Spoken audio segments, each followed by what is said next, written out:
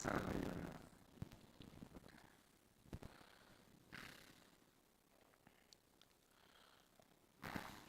والحمد لله والصلاة والسلام على رسول الله وعلى آله وصحبه ومن والاه. رب اشرح لي صدري ويسر لي أمري واحلل عقدة من لساني يفقهوا قولي. رب اشرح لي صدري ويسر لي أمري. بسم الله الرحمن الرحيم. So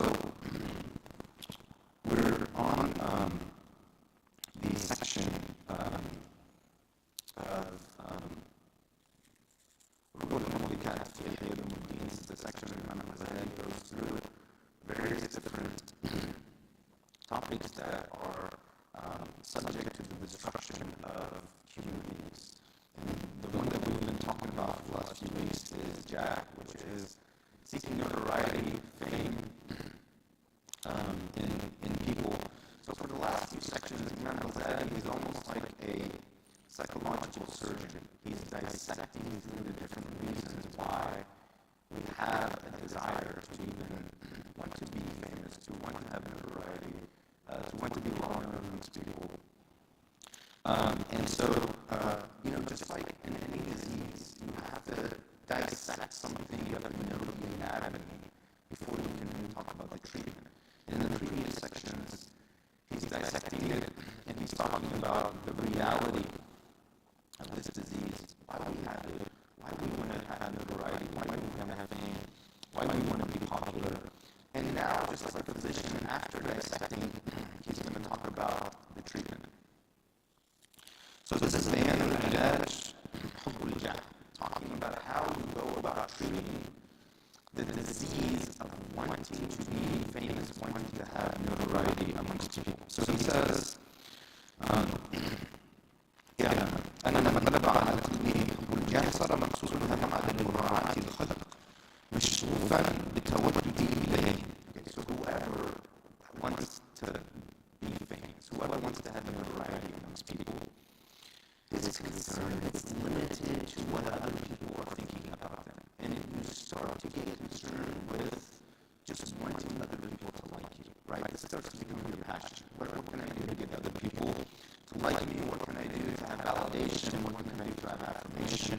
This starts when you want to be popular, you want to be an influencer, you want to be famous. This starts to be your main concern, right? ولا يزال في أقوال رفعته ملتفتا إلى ما يعظم منزلته عندهم. And so everything becomes about how can I increase my stature amongst people, how can I increase my importance amongst them. وذلك باب النفاق وأصل الفساد. And that is the seed planting of hypocrisy. Why? Why is that the seed planting of hypocrisy? Why is constantly being concerned with what other people are thinking about me and what other people, how other people are viewing me? I'm really concerned about how other people are viewing me. Why is that the seed of hypocrisy? What do you think?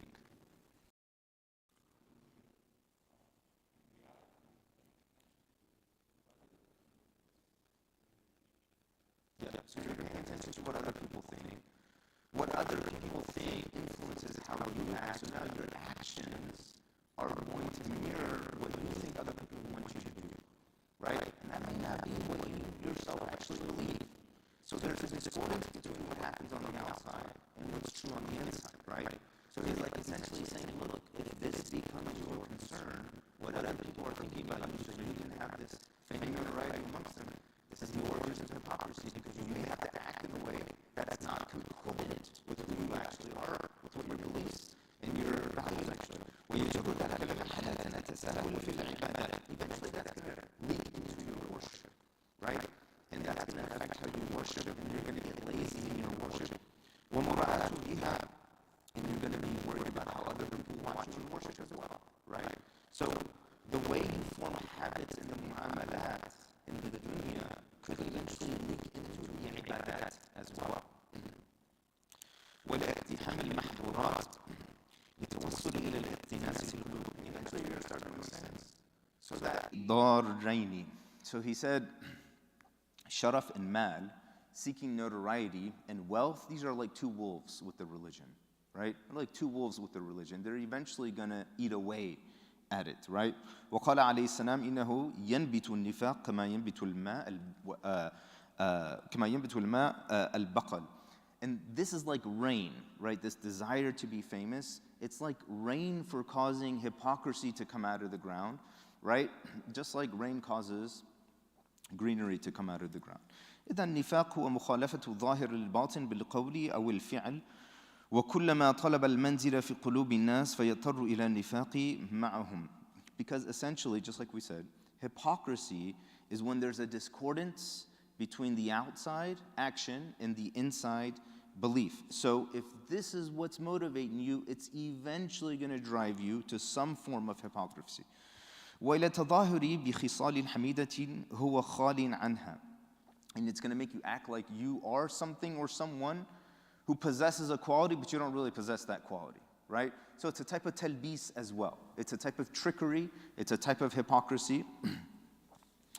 وذلك هو عين النفاق فحب الجاه إذن من المهلكات. This is why it destroys people. فيجب علاجه وإزالته عن القلب. So we have to remove it from our hearts. فإنه طبع جبل عليه القلب كما جبل على حب المال. This is a natural tendency that the heart will fall towards, okay, just like it will want, just like you'll want wealth, okay, it's a natural tendency to want wealth. This is also a natural tendency, but we have to have ilaj for these tendencies. We have to have, a type of cure for these tendencies. وعلاجه مركب من علم وعمل. The cure is a combination of action and knowledge, right? So there's, in Ihya Ulum Deen, he constantly does this. He talks about the theoretical, and then he talks about the practical. There's a theoretical component. You have to understand the philosophy of something, right? And he breaks it down, and he categorizes it, right? And then after he talks about the theoretical and the philosophical, okay, now here's the practical. So the theoretical is going to have to do with how we perceive this and our knowledge of it, right? Our perception of fame. He's going to talk about our perception of fame is not right to begin with, okay? So he's going to talk about a few things to correct that perception, right? And that's the theoretical part, right? But then he's going to talk about some practical things that can be done as well. All right, so أما العلم, as far as the knowledge aspect, the theoretical aspect, فهو أن يعلم السبب الذي لأجله أحب الجاه وهو كمال القدرة على الأشخاص الناس وعلى قلوبهم. First of all, we got to understand, why do people want to be famous? Why do people want to have notoriety? They want to have notoriety so that they can have influence over people's hearts. He talked about this a few seconds ago when he talked about the nature of jah in notoriety, right? And it's essentially, he says a few pages ago, this is more powerful than having wealth. Because just think about it. For example, this is my example, it's not his example, but this is how it plays out. Imagine you're going to eat a really good meal at a Michelin 3-star restaurant, right?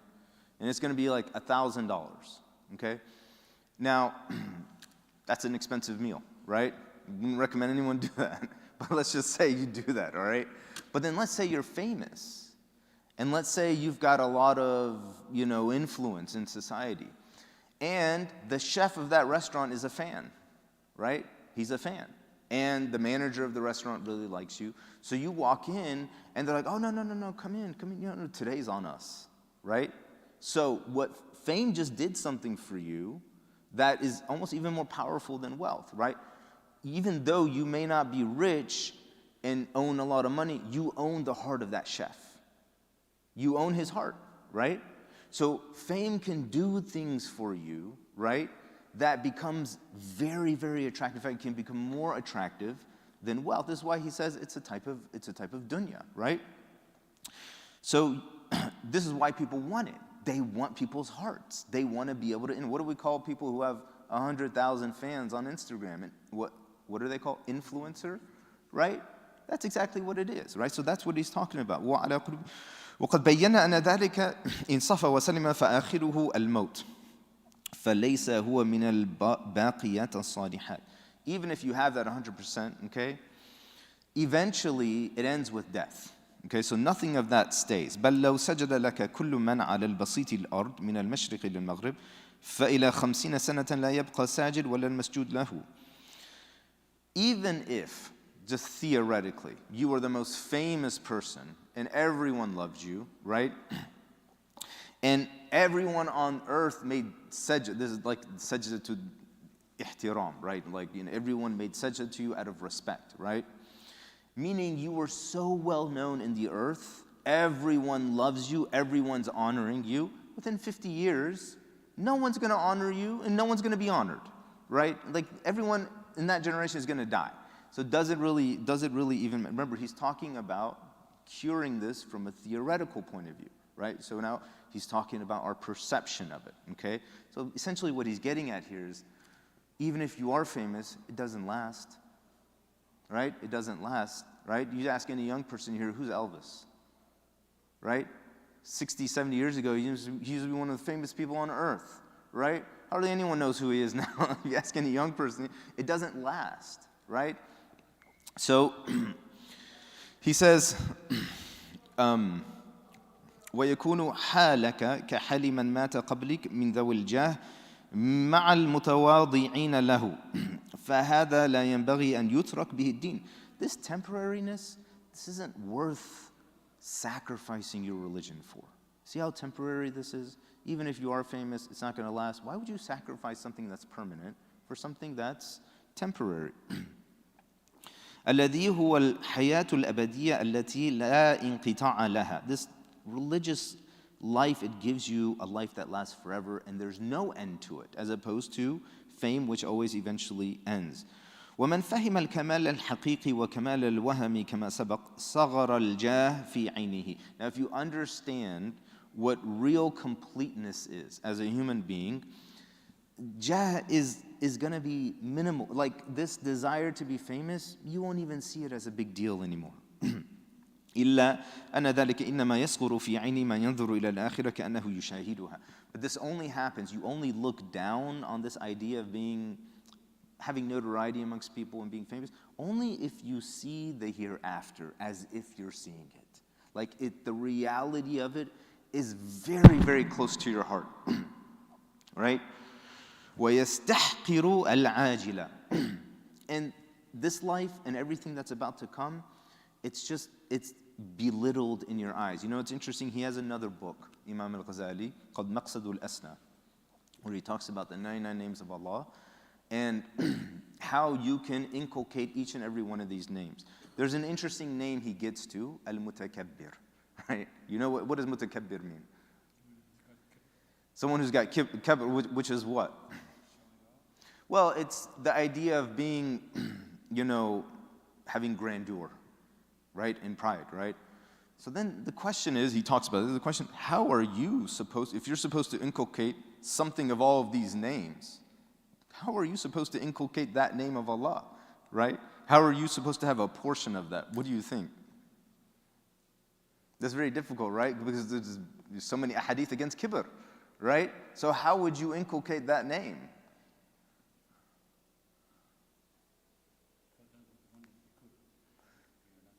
Well, okay, but then he says, except for one exception.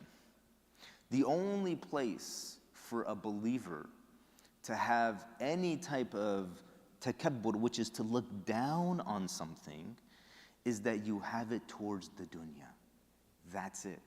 You have it towards the dunya, and you have it towards sin. Not the sinner, but you have it towards, in other words, you look at it as if that sin, this dunya, this jah, this notoriety that everyone's after, whatever. Look down on that. That's the only place that you can have a portion of that, right? Is that you use that to look down on what everyone's going after. The same thing here with jah. وَيَسْتَحْقِرُ الْعَاجِلَ, right? وَيَكُونُ الْمَوْتُ كَالْحَاصِلِ عِنْدَهُ. And death, you have to feel like death is just right around the corner. ويكون حاله كحال الحسن البصري هنا كتب لعمر بن عبد العزيز. He says your state has to be the state of Hasan al-Basri. Hasan al-Basri is one of the famous tabi'een. He lived around 640 to about 720 common year. And he's writing to Umar ibn Abdul Aziz, who is one of the caliphs of the Umayyad dynasty, generally seen as the most righteous caliph amongst that dynasty. He's the 8th Umayyad Caliph, right? So he's writing to this Caliph, he's trying to advise him, and he says, أما بعد فكأنك بآخر من كتب عليه الموت قد مات فنظر كيف مد فانظر كيف مد نظره نحو المستقبل. He says, he writes to Umar ibn Abdul Aziz, and he says, just imagine everyone has died, and you're the last person to die. How would you view the future? How would you view the dunya at this point, right? You would look down on it. It's not even worth it, right? It's not even worth it anymore.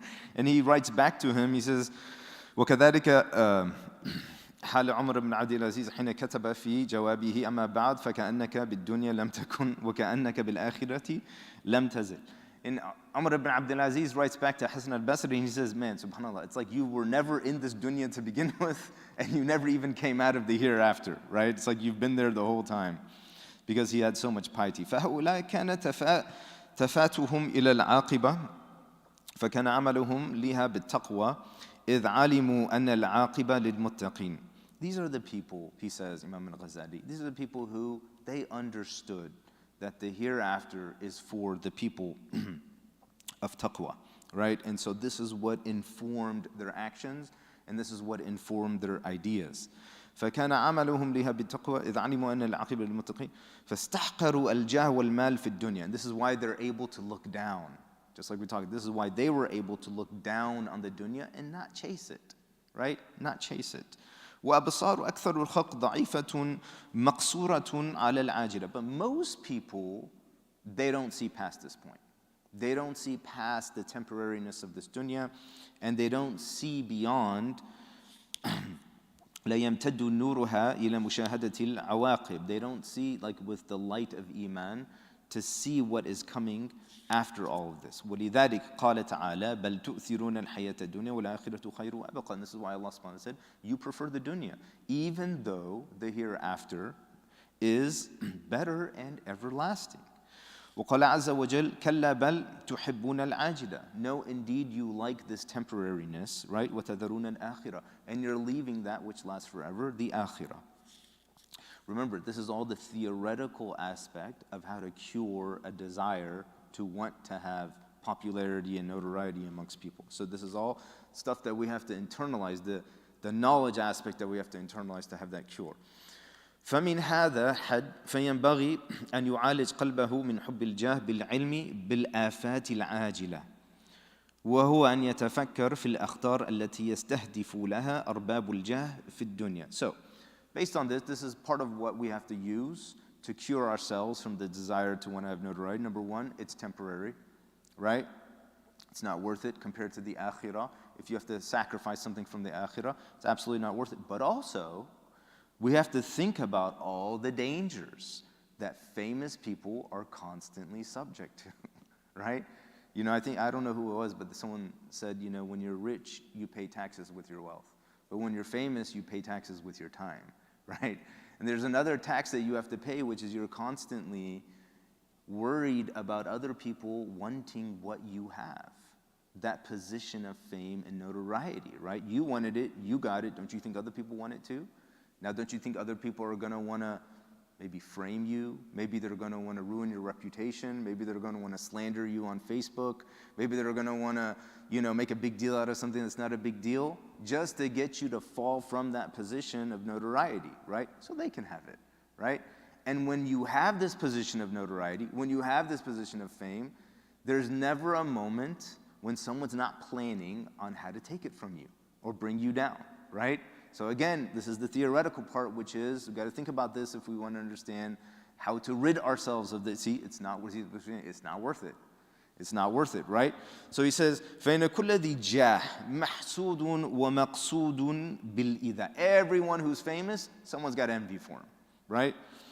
وَخَائِفٌ عَلَى الدَّوَامِ عَلَى جَاهِهِ. And he's always afraid of losing this notoriety that he has, right? This influencer status that he has.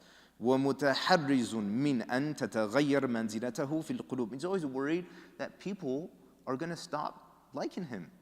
His status in people's hearts is going to flip. All of a sudden, people won't like him, right? So he's always worried about this. He's always thinking about how well is that person sleeping at night, right? That person's not sleeping at night very well since they're always thinking about this, right? من أن تتغير منزلة في القلوب والقلوب أشد تغيرا من القدر في غليانها. And hearts, he says, the hearts are more intensely changed. In other words, they constantly flip and quiver, right? They're more unstable. He's what he's saying. Hearts are more unstable than the pot that is at its peak of boiling. You know, like a pot, when it's boiling, it's going like this, and it's making a sound. It sounds very unstable, right?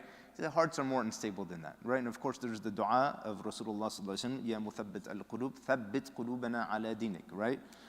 So Rasulullah sallallahu alaihi wasallam says, oh, it's, you know, the one who sets the hearts firm. Why would he even say that? Because they're not firm, unless Allah makes them firm. So he says, make our hearts firm on your deen, because otherwise they're just going to flip. And qalb yataqallab. The word qalb comes from yataqallab, which means to flip. So the nature of people's hearts is that they're not set, right? And how often is it someone is famous today and tomorrow it's a scandal, right? Someone is despised today and tomorrow they're beloved, right? It's not something that stays. So again, here's another way we have to change our perception about notoriety and popularism, right? That this isn't something that if you pursue it and you gain it, it's not even something that's probably going to stay, right? So, وَهِيَ مُتَرَدِّدَةٌ بَيْنَ الْإِقْبَالِ وَالْإِعْرَاضِ. People's hearts, they're between accepting you and rejecting you, right? فَكُلُّ مَنْ يُبْنَى عَلَى قُلُوبِ الْخَلْقِ يُضَاهِ مَا يُبْنَى عَلَى أَمْوَاجِ الْبَحْرِ. Whatever you build in other people's hearts, in terms of your reputation, it's equivalent to building a building on a wave in the sea. How well will that building stay up? You can't build anything on water because it's not stable, right? The same thing, you can't build something in people's hearts because it's not stable, right?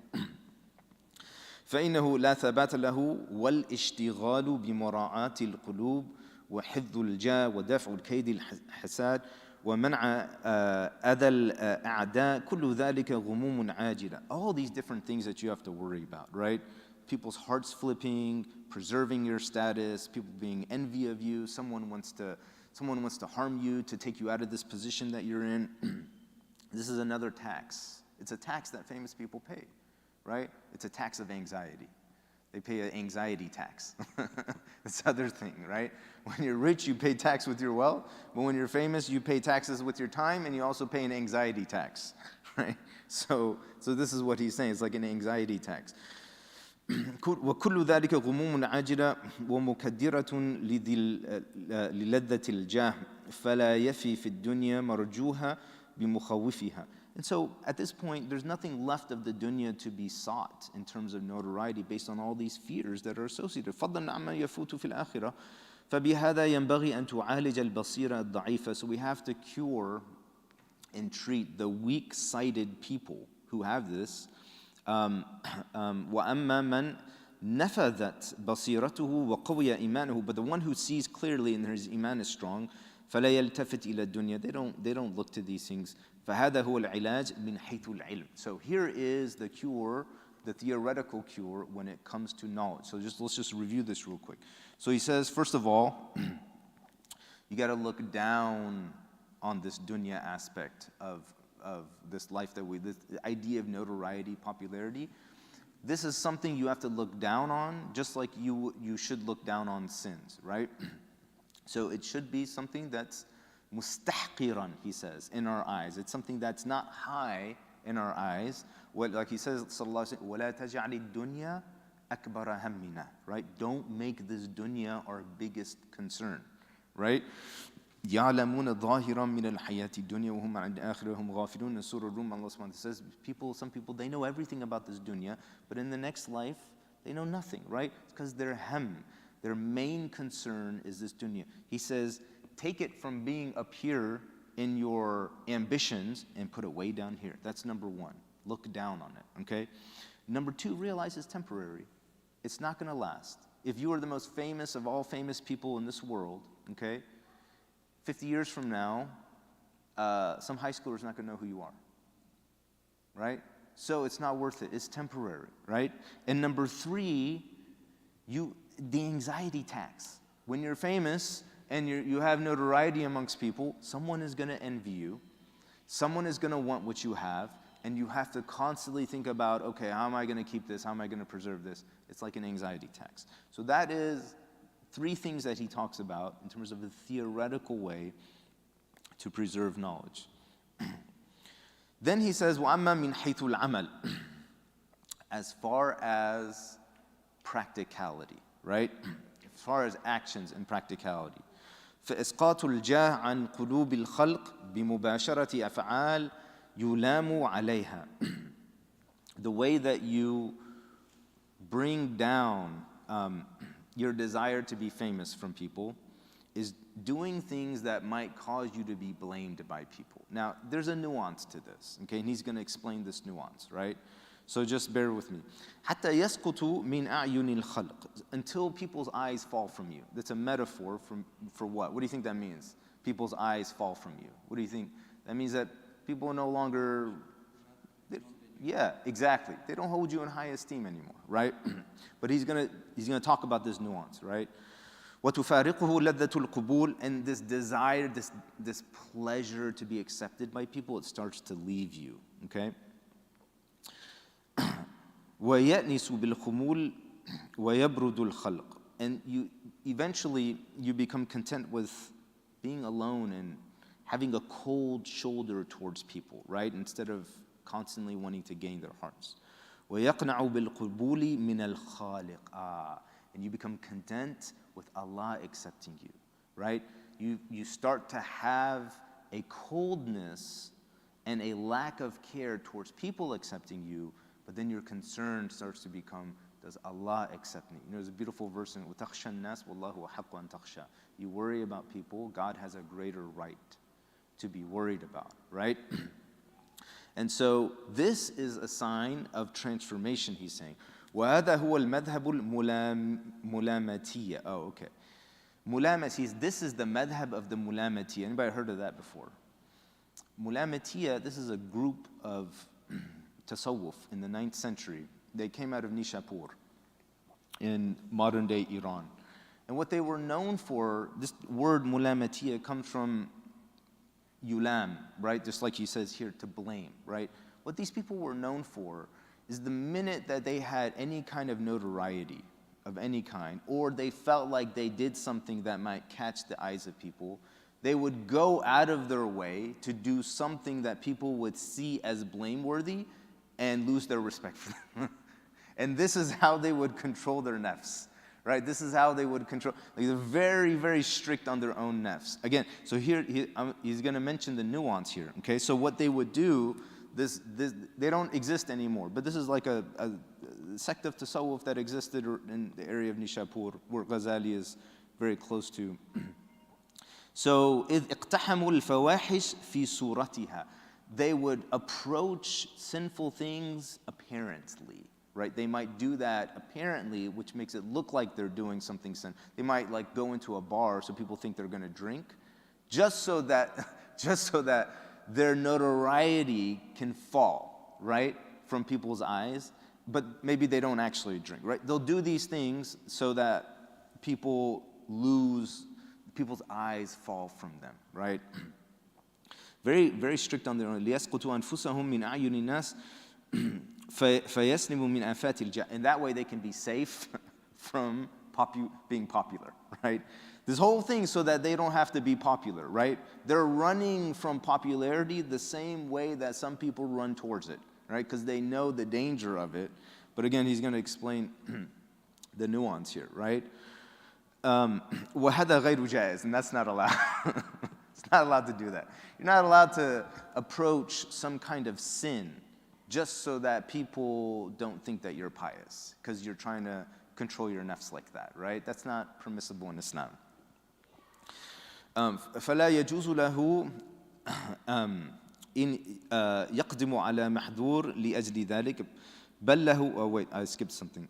وهذا غير جائز لمن يقتدي به فإنه يوهن الدين في قلوب المسلمين. Because if you did that, it's going to make religion look bad, right?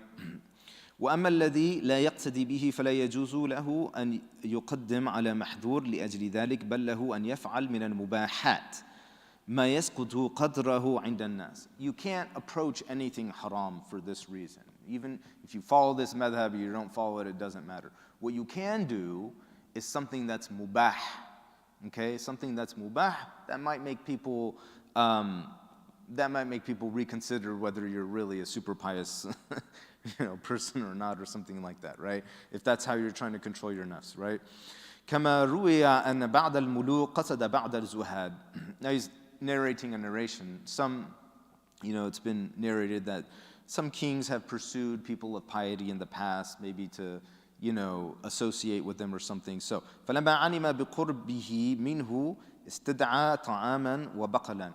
When these pious people know that kings are coming towards them, right, because they have a reputation now, right, and so they know that they're coming towards them, they prepare a little bit of food, right? وَأَخَذَ يَأْكُلُ بَشَرَهُ وَيُعَظِّمَ اللُّقْمَةَ. They begin to eat, but like in a way without adab, and they make the bite very, very big, and they don't eat in a nice way, right? And so the king gets here, and they look at them eating food, like, who is this person, right? Like they're eating this mouthful of food, and they don't have adab or something like that, And so, فَلَمَّا نَظَرَ إِلَيْهِ الْمَلِكُ سَقَطَ مِنْ عَيْنِهِ وَانْصَرَفَ.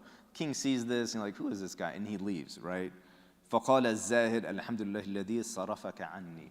Praise be to the one who caused you to leave from my presence, and essentially we're saying, and has saved me from notoriety in your eyes, right? So that's an example of something that's mubah, right?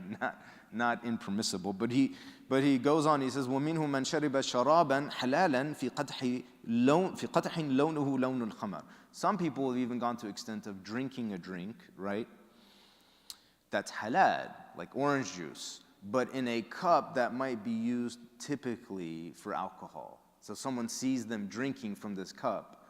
They don't know that he's drinking orange juice. They think he's drinking alcohol, right? And so, do you have a question? So you said that, it wouldn't be good because, it wouldn't be good to go do a sin because it would make the religion look bad. So although now you're not sinning, but it looks like you are, is that... He's going to get to it. Oh, okay. Yeah, he's getting to it. Yeah, he's going to get to it. Yeah, so he says, حَتَّى يَذُنُ بِهِ أَنَّهُ يَشْرَبُ الْخَمْرَ. So he does this so other people think that he's drinking alcohol, even though in reality he's drinking orange juice. Because he doesn't want to have notoriety amongst people. He doesn't want to have a reputation as this super pious person, right? Because of all the dangers that come with that we just talked about, right? وَهَذَا فِي جَوَازِهِ نَظَرٌ. As for whether this is permissible, there's a debate, So there's a debate, right? من حيث الفقه, from a fiqhi point of view. But إلا أن أرباب الأحوال ربما يعالجون أنفسهم بما لا يفتي به الفقيه. But the arbab of ahwal, right? The people who are spiritual masters of spiritual states. Maybe they'll tell you to do something that's not a typical fatwa. They won't tell you to do something haram, but maybe they'll tell you to do something that's not typical, right? So he's like, from a fiqhi point of view, you could debate it, right? But from a murid and his teacher or her teacher, there might be, at times, or things that may not seem like a fiqhi, but never will it be something haram. مهما رأوا إصلاح قلوبهم فيه. As long as they see that this particular thing, it has some benefit for their hearts, right? And it can rectify their hearts. ثم يتداركون ما فرط منهم فيه من سورة التقصير كما فعل بعضهم فإنه عرف بالزهد وأقبل الناس عليه فدخل حماما ولبس ثياب غيره وخرج فوقف في الطريق حتى عرفوه فأخذوه وضربوه واستردوا منه الثياب وقالوا إنه طرار وهجروه. So here's another example, right? Another example of someone will go into a hammam and take someone else's clothes, right? And then come out with wearing someone else's clothes until everyone sees he's wearing someone else's clothes, and they come and they hit him and they take the clothes away from him and they call him a thief and they leave. Now, did he actually steal anything? No, right? Everyone got everything back, but his reputation has been damaged now, and that's exactly what he wanted, right? Because he doesn't want people's assumptions about him to be one that gives him notoriety and popularity. You have that opinion. I know who I am with Allah. It doesn't bother me what you think at all. See, even though this might seem extreme, there's this subtle, this amazing confidence, right, that someone has to have within themselves. This amazing self-confidence that they're willing to let everyone see them in a way that's not good, and they don't even care, because all they care about is how Allah sees them, right? And they don't want anyone's perception of them getting in the way of that. Maybe it's just easier if I let everyone think that I'm no good, right? Then I don't have to worry about anyone's validation. I don't have to worry about anyone's affirmation. Now I can just focus completely on having qubul with Allah subhanahu wa ta'ala. That's what they're concerned about, right? And he's giving these examples. He's giving you these extreme examples so you see how seriously people took this in the past and to what extremes they went to be physicians of their own nafs to cure themselves, right? I know he's thinking, if I give them this example, they will see how deep this problem really is, right? And it will awaken them to that, right? Then he says, so that's one of the, remember we're in the practical section now. This is one of the practical ways in which this desire can be cured, right? So now he's going to, and this practical way is that you do something to fall from the eyes of people, even though it's extremely hard to do, right? But you do something to fall from the eyes of people. The second thing that he says here, وَأَقْوَى الطَّرِيقِ فِي قَطْعِ الْجَهْ. But the most powerful way to cut off desire for notoriety amongst people, right? الْإِعْتِزَالُ عَنِ النَّاسِ is that you separate yourself from people. Now, again, this has a nuance and he's going to get to it. وَالْهِجْرَةُ إِلَى مَوْضِعِ الْخُمُولِ, and going somewhere that is maybe just a not, خمول, موضع الخمول. How can we translate that, Sheikh? موضع الخمول. Yeah, a place not, you know, yeah, it's not populated by people, right? فإن المعتزل في بيته في بلد الذي هو به مشهور لا يخلو عن حب المنزلة. If you're staying in your house, it's no good, he says, right? If you're trying to avoid people, right, but you're just staying in your house in a place that's your city and you're already famous at, that doesn't count, right? You got to go somewhere where people are not active. Because he says, فإن المعتزل في بيته في بلد الذي هو به مشهور لا يخلو عن حب المنزلة التي ترسخ له في قلوب بسبب عزلته فإنه ربما يظن أنه ليس محبا لذلك الجاه وهو مغرور. Staying in your house like that, right?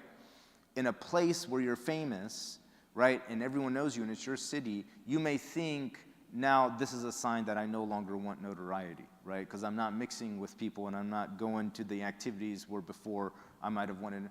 But he's like, you're deceiving yourself. If you're staying in the same place of where you actually have fame, right? He says, وَإِنَّمَا سَكَنَتْ نَفْسُهُ لِأَنَّهَا قَدْ ظَفَرَتْ بِمَقْصُودِهَا. The only reason you're okay with this is because you've already accomplished your task. You're already famous.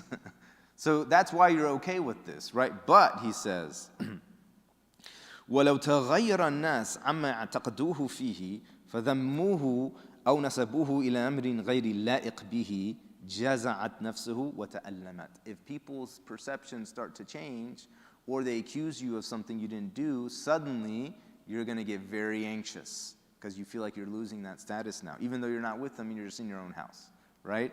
So he's like, you see, it's still with you, right? That desire for fame is still with you.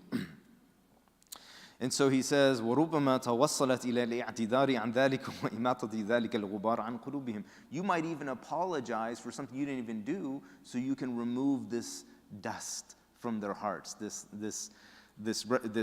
story or whatever now that's caused people to change their perception of you, right? Like you might even go to that extreme of apologizing for something you didn't even do. وَرُبَّمَا يَحْتَاجُ إِلَى إِزَالَةِ ذَلِكَ عَنْ قُلُوبِهِمْ إِلَى كَذِبٍ وَتَلْبٍ. You might even lie to get that get that problem solved. That's how much it's important you to, and you think you're just staying at home, you don't care about it, right? But look, now you're from home, you're doing all of these things, right?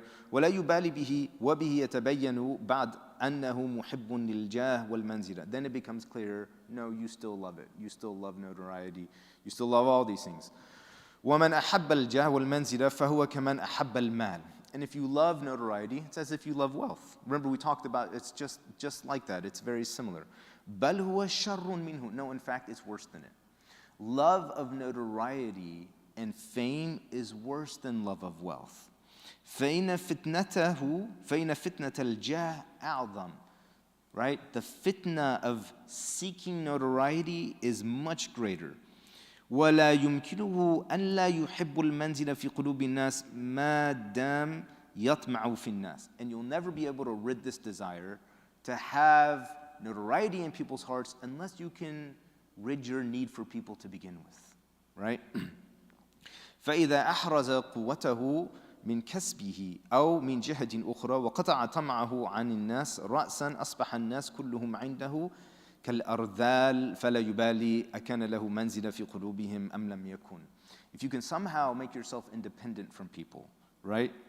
And you can cut off your needs from people, then at that point, people will seem insignificant to you. That's essentially what he's saying here, right? كما لا يبالي بما في قلوب الذين هم منه في أقصى المشرق. Just like you don't care about what people in the farthest land from you think about you. They're too far away, right? You don't need them, right? So he's like, you got to figure out a way to cut off your need from people, right? Here's the other practical approach.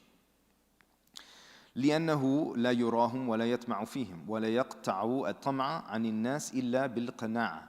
And you won't make yourself independent of people until you can make yourself self-content with what you have, right? فَمَنْ قَنَعَ اسْتَغْنَى عَنِ النَّاسِ. If you can be content, you can be independent. If you can be content with what you have and with what you can do, you can be independent of people. So now he's getting to this idea of independence, right? Whether it's financial independence, right, or communal independence. When you're independent of people, you don't depend on their perceptions of you, which is the essence of the problematic nature of seeking notoriety, people's perceptions of you. I think it was Imam Ali who said something along these lines, لا خير في قوم يأكلون ما لا يزرعون ويلبسون ما لا ينسجون. There's no good in a people who eat what they don't sow in the ground, and they wear what they don't sow with their hands, right?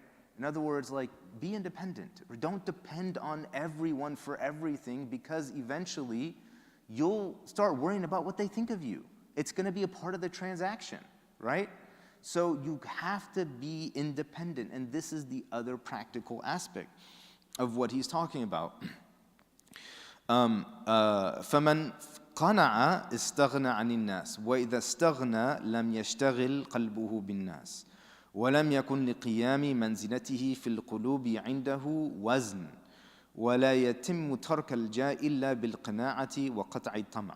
He repeats the same thing again, essentially saying you won't be able to cut off your desire for jah unless you can be independent and cut off your needs from other people, right? ويستعين على جميع ذلك بالأخبار الواردة في ذم الجاه ومدح الخمول والذل. And there's plenty of narrations, right, that help you in this. Plenty of ahadith, plenty of wisdom that has been given from Sahaba and the Tabi'een that talk about the lowliness of seeking notoriety. مثل قولهم المؤمن لا يخلو من ذلة أو القلة أو العلة. Many of them said the believer never is always with one of these three things. Dhilla, which is humility, right? Qilla, which is a small amount of something, right? And illa, which is weakness, but weakness in the sense of like a believer will constantly be fasting, right? And so maybe their body will be weak, right? Or something like that. And so all three of these things are antithetical to like notoriety, right? They're antithetical to becoming famous, right? وينظر في أحوال السلف وإيثارهم لذل على العز. And you look to what scholars from before have said, and how they preferred, right, humility over status and stature, and وَرَغْبَتِهِمْ فِي ثَوَابِ الْآخِرَةِ رَضِيَ اللَّهُ عَنْهُمْ أَجْمَعِينَ, and how they preferred the hereafter. May Allah subhanahu wa ta'ala be pleased with them. So I think that's a good stopping point. It's very difficult to give a talk, and Imam Majid is sitting right here. I tried, you have to believe me, I tried very hard to have him, and I sit there, but he wouldn't let me. So if anyone is upset about that, I'm very sorry. Think about something positive, like Morocco in the semifinals. If you mix a positive thought with a negative thought, it will help, you know. But Jazakumullahu khairan. We open it up for a discussion, inshallah. I have a question about Yeah. the wording here. Aqsa al-Mashriq. Is that like a saying in Arabic, or is it? I think he means it here just like the farthest place. Like he's just metaphorically, some place that's very far from you, right? It says Mashriq, right? Like furthest in east, is he referring that, or is just furthest? That's what he says, but I don't think he has a specific intention for meaning east versus west. Like, you know. Yeah. Earlier in the discussion, you said how Imam Ghazali said to look down on the dunya, or how we should attempt to do that. How could someone in today's time balance doing that and still striving to be successful? Yeah, that's an excellent question, because part of the modern day, so his question for anyone that didn't hear, a lot of the theoretical part that Ghazali was talking about was you have to look down on the dunya in order to not let it occupy your heart, right? And it just envelops you and becomes everything about what you're seeking, right? Remember, not look down on people, very important distinction, but look down on the dunya. But then what about being successful? Because like in order for you to be successful in today's time, you have to work hard, you have to want it, right? You have to seek it, right? And all these things. Okay, so the difference is all of that is fine. Working hard is fine, right? It just can't be the end. It can't be your purpose, right? It should be a means to a greater end, right? If you're seeking to gain a job and it's very competitive, make your intention that this job is going to be a means for you to provide for your family and earn halal income and seek something even greater than that. But you're going to have to work hard for the job. You're going to have to study. You're going to have to get up early. You're going to have to, if you want that position on the team and you want to make the team, you got to run a few miles every day. You got to work hard. You got to go out and shoot. You got to practice, right? So, but don't make it the end point of your life. Don't make it the purpose of your life. That's not permissible. Make it a means to something even greater, right? And make that intention something that is pleasing to Allah subhanahu wa ta'ala, right? So Allah says in the Quran, وَفِي ذَلِكَ فَلْيَتَنَافَسِ الْمُتَنَافِسُونَ. For people who want to compete, let them compete for this. And he's referring to the akhirah, right? So your ultimate competition, that ultimate drive and competition, it should be for the akhirah, right? And the dunya should be a means to which you get. You can still work for it, right? But it shouldn't be the end. It should be a means. Brother Owais was going to. I have a question either for you or Sheikh Majid. So we're talking about the desire to stay away from fame and fortune, seeking popularity and seeking fortune. What I want to know is it a different disease or is it part of the same disease if you feel embarrassed by doing something that people might see? So say, for instance, it might hurt my popularity or hurt my people's view of me if they say, for instance, see me practicing my faith publicly. If someone sees me praying, I'm worried that someone might see me and I'm embarrassed by that. Is this a part of the same disease, or is this like a weakness in another area of the disease of the heart? No, bismillah. Go ahead. I think it's similar. So riya, this idea of being seen, and you're being seen in an act of worship, and that being seen increases you in energy, or increases you in ambition, or increases you in or it changes your intention, or maybe even you need respect from people now because you were seen. All this is different levels of riya, right? And it's not the same as jah, but it's cut from the same cloth, right? It's cut from the same cloth, meaning it's like it comes from a similar place, right? And a lot of it is being seen, right? This, how people see you affects what you do. In another place, he says, rahimahullah, that just because people are seeing you, it doesn't mean you should change what you do. Because ultimately, if the fact that people are going to see you changes what you do, then that also becomes because people saw you. So it ends up being, one is you change what you do because people see you to please the people, or you change what you do because people see you, because you don't want to, but it's all because people see you. So at some point, you have to be able to say, A'udhu billahi minash shaitanir rajim, and fight it, right? And continue with what you're doing, right? And if there is an inclination of the nafs, like a taghayyur, like a change because people are seeing you, then you have to learn how to fight that and continue with what you're doing, because otherwise, now shaitan is going to be able to manipulate you easily. Every time you try to do something good, he's going to say, well, people will see you, you shouldn't do it, you know? And that's also a lack of, please Sheikh, add to it or take away. Yeah, I think what, I think the point, no, we're going to call it that. The point that I think you made very important, if a person becomes scared, if I pray Jum'ah, if I'm going to ask my work, I'm going to go to Jum'ah, if I said I'm not going to sit in this social gathering, I will not get the promotion. That is really worse. Because that person now leaving a ta'ah, an ibadah, and something obligatory for the sake of dunya completely. That is, some people do that as well. Or some people sometimes say that we're not going to pray in public because I'd like people to say I'm pious. That also a showing off. Imam al-Junaid defined ikhlas. He said ikhlas is not to do something for people's recognition, or also not to do something for fearing people, rejections. He said the ikhlas is to be free from both. Inshallah. Yeah, go ahead.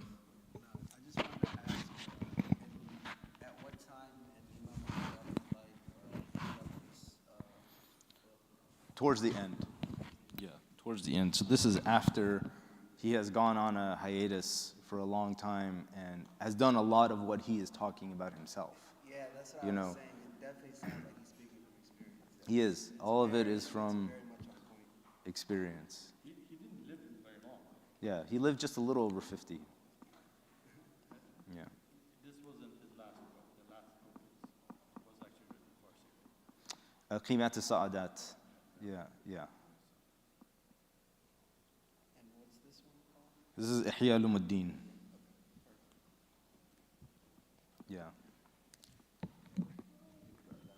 Okay. Bismillah. سبحان الله وبحمدك أشهد أن لا إله إلا أنت أستغفرك وأتوب إليك بارك الله فيكم